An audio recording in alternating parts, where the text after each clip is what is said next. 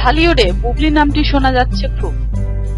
শাকিব খানের সঙ্গে ছবি করে এক লাফে তারকা হয়ে গেলেন এই নবাগতা। কিন্তু অপু বিশ্বাসের প্রত্যাবর্তনের পর হঠাৎ করেই যেন মলিন হয়ে গেছে বুবলির উপস্থিতি।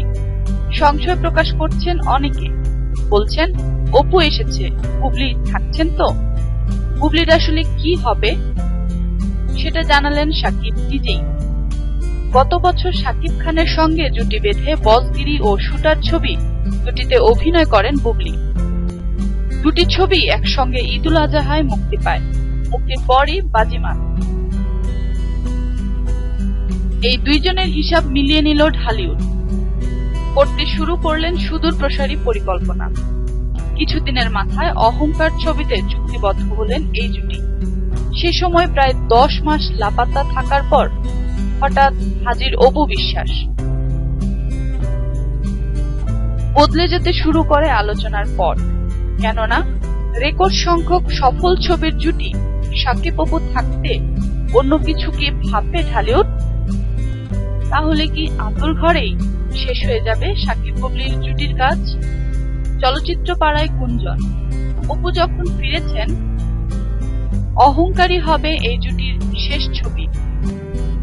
অপুর অনুপস্থিতিতে বুবলিকে নিয়ে শাকিবের যে আগ্রহ তারা দেখেছেন, অপু ফেরার পর বুবলিকে নিয়ে সে আগ্রহ যেন খানিকটায় ভাটা পড়েছে শাকিবের। আসছে ঈদে শাকিব ও বুবলি জুটির কোনো ছবি নেই। বুবলির কাছে জানতে চাওয়া হয় এই নিয়ে। তিনি দেন কৌশলী জবাব, বলেন ভারতের ব্যাংকেস্টেশের ছবি নিয়ে শাকিব এখন ব্যস্ত, তাই এই ঈদে নতুন কোনো ছবিতে কাজ করার সুযোগ নেই তার।